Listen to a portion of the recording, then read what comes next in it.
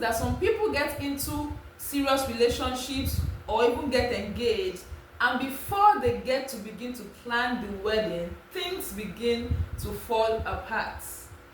Many people think that the hardest part is finding someone, but they don't prepare their mind for what comes right after they have found the right person. Let's talk about some common mistakes that couples make when they get engaged or into serious relationships that they could stop making or they could avoid in order to help their relationship blossom better and even lead to marriage, and not just to marriage, but a beautiful one at that. Number one mistake is thinking that engagement is equal marriage. Like I said earlier, some people go into engagements or serious relationships thinking that they're already married, so they begin to do the things or act in a way that suggests that they are married already. Meanwhile, they are just engaged. They get too comfortable and forget that this is a preparation season and not the final destination. For instance, one of the most common things that people do after they get engaged or go into serious relationship is that they begin to cohabit.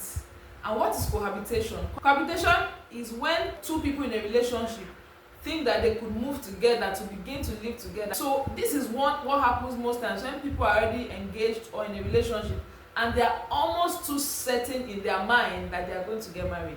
So they begin to move in together to begin to stay together. And this one mistake often costs a lot of people, and that relationship either remains in that state of cohabiting and beginning to nurse children, or it ends up failing. It doesn't progress further. Moving in together too soon often creates pressure. It blurs out boundaries that should be detected or clarified after marriage.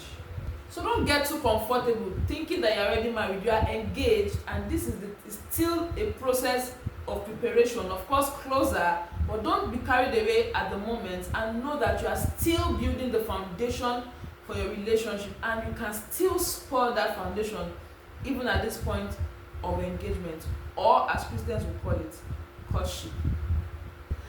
The second mistake most of them make is ignoring red flags because of the marriage hype. So sometimes, because they've gotten engaged, they're in a serious relationship, both parents are aware of the relationship, maybe they've even gotten a date already, the church, family, siblings, and everybody's aware there's marriage hype already, preparation has begun to happen.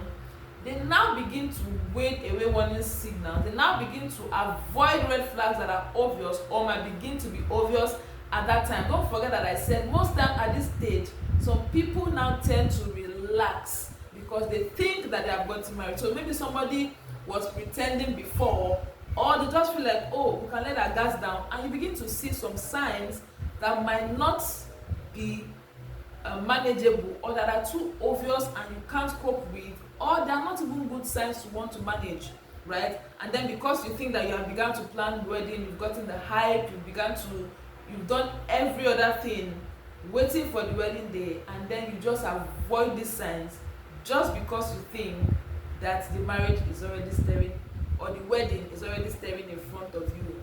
That's a lot of mistakes people make.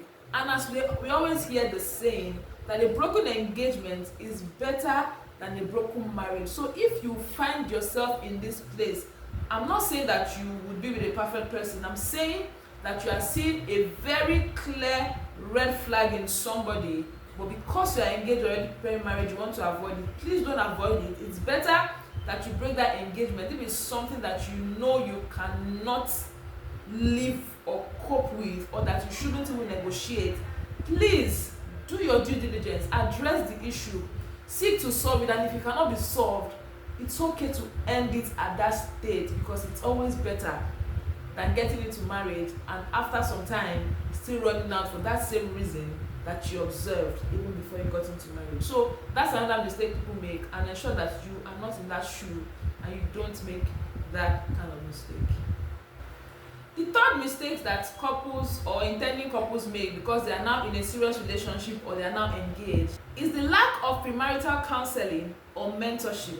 Now, some people think that because they've been in the relationship all this while and they have seen themselves from the beginning stage even onto this phase, and they've decided that they want to get married, They think that they could avoid or neglect or do away with marriage counseling or mentorship from people that have gone ahead of you. This is a mistake that you'll be making, because again, you cannot know it all, and you just want to be able to be monitored or mentored or led or counseled by people who have gone ahead. I remember in the last video I spoke about how counsel is always beneficial at every phase of life that you are. So don't do away with counseling. Take advantage of counseling, because counseling will help you see what you are not seeing, will help you deal with some issues that you are not aware of, that you can deal with even before marriage. And this will lead me to my number 4th mistake that these people make. The 4th mistake is avoiding hard discussions, avoiding hard conversations, right? Conversations like finances, conversations like values, conversations like money, conversations like childbearing, conversations like parenting, conversations like expectations, set goals, things that will really matter in marriage, and things that you should start to communicate now while you are in relationships. Don't say that, oh, we know ourselves already, we know our temperaments, we know how compatible we are, and then you don't discuss that something. And that's why marriage counseling is very important, because in marriage counseling there are a lot of things that they would mention there and allow you to be able to communicate with your partner about, that you will not originally have thought about, and it really help you a great deal. So don't avoid the hard discussions. In fact, in courtship, in engagement, in serious relationships, it's important that you are mostly talking about these deep issues than waiting to discuss them in marriage and finding out that both of you have different ideas, different ways of seeing these things, and different ways to even address them in the first place. And that's going to be a dangerous one when you have already gotten into marriage. So ensure that you have deep conversations, important ones at that matter, like I've already mentioned. Another mistake that they make is testing boundaries instead of building them. Now in this case, you don't set healthy boundaries. In every relationship, you are supposed to set healthy boundaries, right? What are your boundaries? Communicate your boundaries, communicate what you are expecting from each other, communicate what, don't forget I said you should have your boundaries. Your partner should also have their boundaries, and so communicate your boundaries to each other, understand them, and work towards maintaining those healthy boundaries. Very important, because you are engaged does not mean that you should break the boundaries that you have. In fact, most importantly, at this point is when those boundaries should be adhered strictly to, because you really want to ensure that you are go through this journey and at no point are you slacking in any area. So discuss your boundaries, especially boundaries like maybe allowing family to live with you, allowing family to have a say in your relationship, every kind of boundaries, right? Imagine that you already just try and look ahead of when you get married and discuss what you want your home to look like.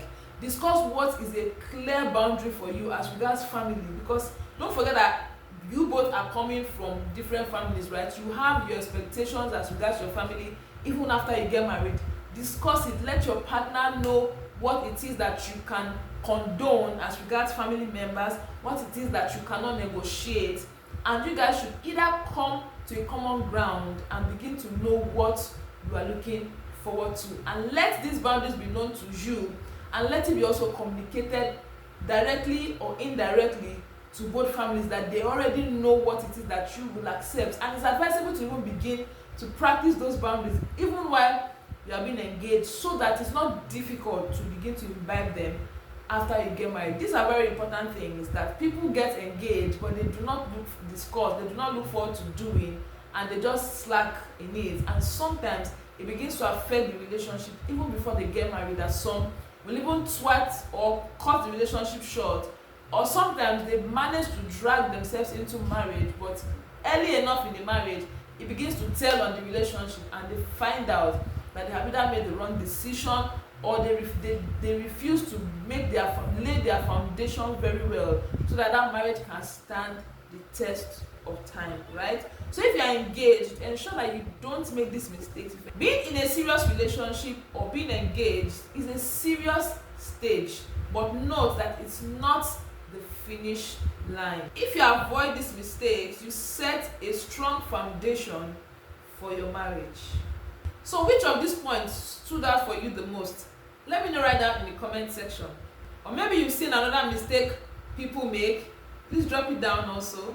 I'd like to hear your thoughts. Don't forget to like this video. Don't forget to subscribe. Don't forget to share with people who are just going into serious relationships or are engaged or look forward to being in this position. It's better to have this information early enough so that when you get into this stage, you know the right things to do. Alright, see you guys in the next one. Bye.